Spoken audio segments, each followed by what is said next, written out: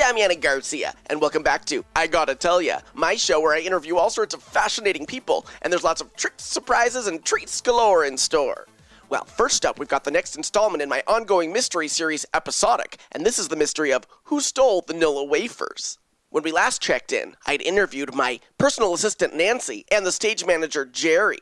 Well, I've added another name to my rogues gallery of cookie crooks. I've got my eye on Drita, the shifty makeup hair lady who I overheard the other day saying she needed something to eat with her multivitamin. I politely suggested she check the craft services table, but she rolled her eyes at me and said there was only cheese and salami and assorted nuts left, and she wanted something sweet to go down with her pill. Something sweet, like a Nilla wafer, perhaps? Developing. Well, I did get a recording of my little interrogation session with Drita while I was getting my hair and makeup done earlier this morning. Here it is. Oh, Damiana, your bob is really misbehaving this morning. I know, Drita. It just doesn't want to take shape. I know, it's really fighting me. I'm not sure what to do. I keep spraying it with my industrial strength holding mousse, and nothing seems to be doing the trick. Well, we'll work on that, Drita. Remember, we're still recording this, so, yeah, I don't really want people to... jeez. But actually, a funny thing, Drita, I've been meaning to ask you. You haven't seen my box of Nilla Wafers, have you? Well, the other day, yes. Remember, I needed to take my pill, my multivitamin pill. I remember, Drita. How can I say this smoothly, with finesse? Did you take my box, Drita? Did you take my box of Nilla Wafers? Did I take your box? Damiana, that sounds very accusatory. I don't think I like your tone. I'm sorry, Drita. I meant to do that a lot more suavely. It didn't quite come out the way I planned. Damiana, I took one cookie, I took one wafer, and it worked beautifully to just make my pill go right down. Otherwise, I get an upset stomach. But then I put the box right back where I found it. You'd already eaten almost the entire box. Okay, never mind that, Drita. I mean, you can go through one box in one afternoon. I've seen you. You just wolf those cookies down. Okay, Drita. Okay, thanks. Thanks for that. But Damiana, really, accusing me like that? Not cool. Not cool. I work hard on your face every day to make you look halfway decent, and this is the thanks I get? Accusations. I'm sorry, Drita. I was out of line. I apologize. I went overboard with it, and of course I trust you. Thank you, Damiana. I appreciate that. Now, if I can just spackle on a little more foundation. You're really getting a lot of blemishes today, Damiana. Okay, Drita. Yes, we can work on that. Yeah, I mean, no matter how much of this cover-up I put on, it's like I basically need to make a sculpture of your face out of makeup. Otherwise, I don't know how I'm going to do it. Okay, let me see where I can find my... I have some construction worker tools somewhere around here. Those might do the trick to really get that makeup to stay on your face and get that bob to actually look somewhat like human hair. Okay, Drita, do what you can. Thanks. So that's what I got out of Drita. It's neither here nor there, but I'm not entirely convinced that she's off the hook. It's funny, I was just commiserating today to my confidant, Grandma Shelby, about my missing Nilla Wafers. She isn't my real grandmother, of course, but she's an old woman who tends to hang around the set. No one knows who she is or where she comes from or how she gets into the studio, but Grandma Shelby's been around for as long as I've worked in the newsroom, and she knew just what to say to cheer me up about this shocking theft. Here's what she said. There, dear. Every cookie stolen is God giving you the opportunity to be stronger, wiser, and more observant. Oh, thanks, Grandma Shelby. That's very comforting. Yes, dear, things like this, they're really character building, It gives you some adversity in life to just push back against, and it really helps define you as a person. So really, you can feel grateful for this unfortunate incident. Thank you, Grandma Shelby. Honestly, that's just what I needed to hear. My pleasure, dear. I'm going to go take a nap now. Sure. See you in a bit. I gotta tell you, thank goodness for Grandma Shelby and her wisdom. That's all I'm saying. Hashtag shoulder to cry on. Hashtag Grandma Shelby rocks. Hashtag day 2 of the Nilla Wafer tragedy. To be continued.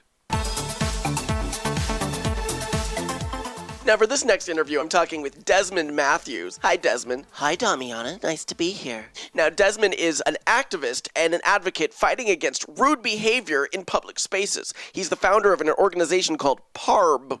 That's People Against Rude Behavior. And he's here to talk about it. Desmond, tell us about this organization you formed. Well, Damiana, so often in, just out in the public sphere, we encounter just really impolite, rude, inconsiderate behavior from strangers. And it was troubling to me. It's been troubling to me my entire life. And so I finally decided to do something about it. Oh, what did you do before this? I was a bank teller, and, I encountered just it really ran the gamut, the full range of human behavior, and I gotta say, it wasn't pretty. I'm sure it wasn't. I'm sure it wasn't, Desmond. So what's an example of some behavior that you take offense to? Well, it's like, okay, for example, the other day I was in the supermarket and I put all of my things on the conveyor belt, to be rung up, and the cashier, she says, "Will that be all?" That's what she said? That's all she said? Well, yeah. Yeah, Damiana, it's not so much the words she said, it was the tone. She had taken a tone with me, and there was a tone shift. I felt it, she felt it, and it was off-putting, it was unsettling. What did you take from that? I mean, it sounds like a relatively straightforward interaction. Well, when she said, "Will that be all?" it was just very violent.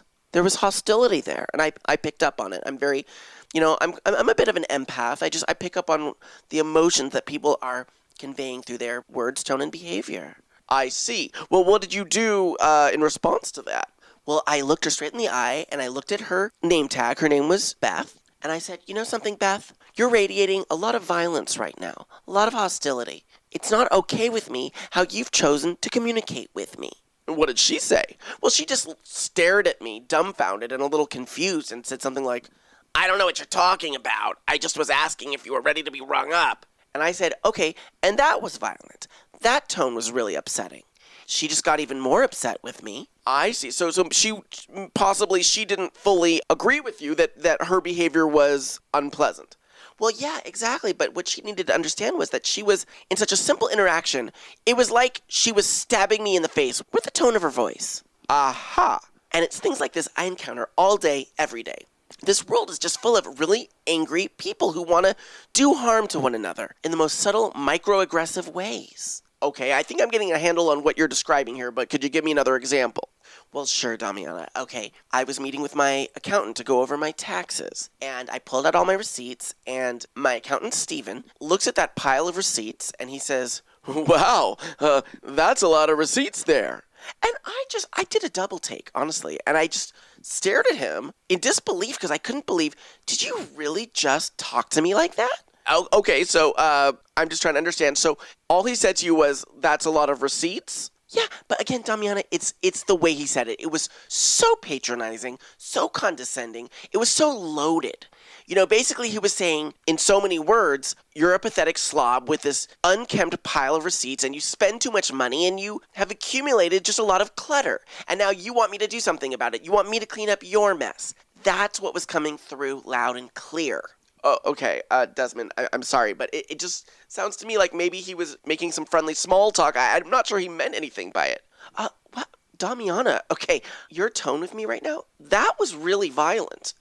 I was violent? Yeah, you know what? Because you were denying my basic reality and my basic expression of what happened to me. You were throwing that into doubt. You were casting a shadow upon what I'm telling you with my words is what happened to me. Okay, wow, I'm so sorry, Desmond. I did not mean to do that in any way. I'm just trying to understand. Okay, Damiana. Yeah, okay, you're just like the rest of them, taking that patronizing tone with me. You don't believe me. You probably think I'm exaggerating. I mean, look, I want to honor your experience if that's what you feel happened to you. Okay, look, Damiana, you're starting to sound exactly like my mom, who, I was telling her about one of my other recent rude interactions on the phone the other night. I was telling her about how when the FedEx guy dropped off my package, he shoved it at me and said, "Here's your package." Like basically saying, "I want to punch you in the face. I don't care about you as a person. I want to see harm befall you." That's what he was saying when he shoved that package right in my face. Well, wow, he shoved it in your face. Well, he placed it in my hands, but it was the way he placed it. And it was the way he chose to express himself. I felt terrified for my life, honestly. Aha. Anyway, that's the story I was telling my mom, and you should have heard her. My mom was all, "Oh, I don't know, Desmond. I think, I'm sorry, but I think you might have been overreacting a little bit." Can you believe that? I mean, from my own mother, that degree of betrayal. I was overcome for the rest of the night. I couldn't sleep. Desmond, pardon me if I'm overstepping my bounds here, but it sounds like your mom just compassionately wanted to, give you a little perspective on things. Okay, I see what you're doing, Damiana. You're trying to tear down the walls of my dignity and reduce me to a blob of detritus on the floor, just a piece of trash to be thrown in the garbage. I see what you're doing, the way you're humiliating and ridiculing me. I feel it. I feel it. Oh, wow. Okay, Desmond, have a sip of water or something. Oh, yeah, I did not see this coming. Okay, I'm drafting a mass email to send out to all my PARB subscribers when I get home. Damiana, I thought all those other people were terrible. You took the cake. Somehow it hurts more coming from you because I expected more from you. I'm so sorry, Desmond. I hate to let you down. I just kind of see you making things harder for yourself than I think you need to. Okay, Damiana, slap me once, shame on you. Slap me twice, shame on me for taking it. And I've taken enough of this, frankly, this abuse. I'm out of here. You stupid, entitled, grotesque cow. Oh, wow, okay, Desmond, and that wasn't rude? Well, I normally would not speak that way, except you crossed so many lines with me that I think it's justified. Eye for an eye, right? Oh my, okay, Desmond, yeah. Interview over, I think we're done here. Yeah, no, it's, I hate to fight fire with fire, but when that level of rudeness is just hurtled my way, I gotta stand up for myself. I gotta do something about it. And that's what I did. And I'm proud of myself. Proud of myself for asserting myself. Okay, Desmond, it was quite an experience speaking with you today. Wishing you the best and wishing you an easier go of things, if possible. Wow, Damiana, even your well-wishing manages to be really horrifically violent. That felt like you just tried to scratch my eyeballs out with that condescension and that judgment. I will be going on my way. I have an email to write. Good day. All right, well, happy trails to you, Desmond. Take care. Very violent. Okay, sorry. Bye. Take care. Now this is cool. I'm sitting here with August Carruthers. Hi, August. Hi, Damiana. Nice to be here. Now, August, you're 85 years old, is that right? I wear that number with pride. That's great. And you're the author of this new book, Just Close By Throughout LGBT History. That's my book. It's an autobiography. Because, your life has spanned so many decades of really momentous LGBT history throughout, well, the 20th and 21st century. And somehow I've always managed to be pretty close by during some pretty big events. Wow. Okay, August, like, for example, with the Stonewall riots in New York City in 1969. What a really pivotal moment for gay, lesbian, bisexual, and transgender people. With that riot outside the Stonewall bar, initiated by drag queens, mind you, that really heralded a new era when the public had to take your community seriously. That's right. So am I to understand you were right there in the midst of the riot? No, I was about 10 blocks away. I was drinking some warm milk and watching Dick Clark on television. So you must have heard all the loud rumblings and screamings and glass breaking. No, actually, I didn't hear any of it. I wasn't even aware it was happening until I read about it in the newspaper the next day. Aha! See, Damiana, that's what my book's all about. I managed to be close by during so many really exciting moments in our community's history, but I actually wasn't aware of any of them while they were happening. Okay, so that's what your book's about. So in chapter 5, 10 blocks away from Stonewall, I talk all about how Dick Clark was really on his game that night. He had a great night of television, and that mug of warm milk was really soothing and soothed me right to slumber. In fact, it was so long ago, but I remember vividly to this day I had some wonderful dreams about sitting in a chair. Just sitting in a chair. That's what you dreamed about that night. Okay. And what about your neighbors or friends? You must have known people who were really involved in that riot. Well, I suppose I had some acquaintances. No one I really knew that well. Certainly no one I actually discussed it with. I think there was a neighbor of mine. I saw his name mentioned in a history book once about the Stonewall riots, but we never spoke about it.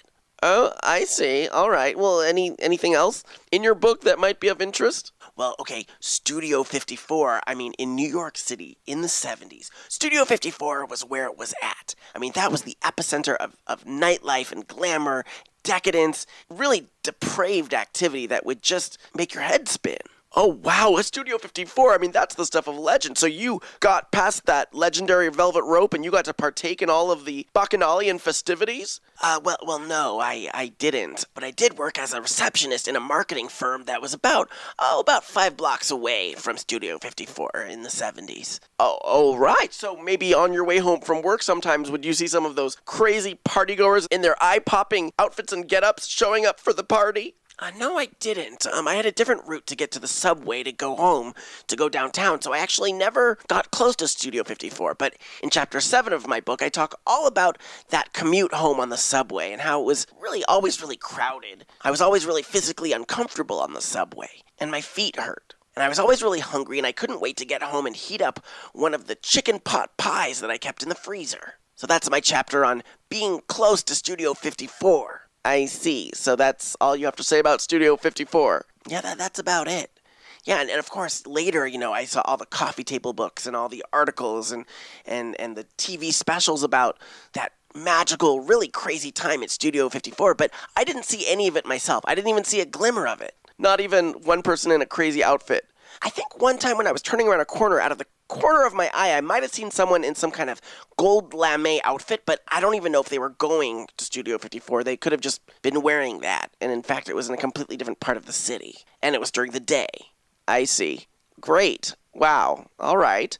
Flashing forward in time. Then there's, with AIDS activism in the 80s and into the 90s. I mean, that was also a really galvanizing time for the LGBT community. People really had to stand together, and I didn't see any of it. Not even a bit. Not even a bit? Not even a bit. So what were you doing during all of that? Well, throughout the 80s and into the 90s, I would just sort of sit in my apartment and call my landlord and complain that my air conditioning wasn't working very well in the summertime. And, just try to stay cool in my apartment. And that's what you did. Oh, yeah, I talk all about it in that chapter in my book. How during Act Up, I was in my apartment trying to stay cool. And really, it was a challenge. It was really difficult. I mean, New York summers are hot. No, that's for certain. I've experienced them. Anything else in your book you'd like to share with us? Well, sure. In recent years, the same-sex marriage movement has really taken hold, and we've really knocked down barriers, and we've gotten marriage approved in so many states in this country. Yeah, isn't that beautiful? I mean, it really is moving what people can do when they really put their minds to it. Truly. I mean, people's hearts and minds are really becoming open to this, and it's great. So did you take part in any of this? No, I didn't. Didn't think so. It's funny, even every time a news story about it would come on TV, an episode of Big Bang Theory was on, and I didn't want to miss it, so I would change the channel.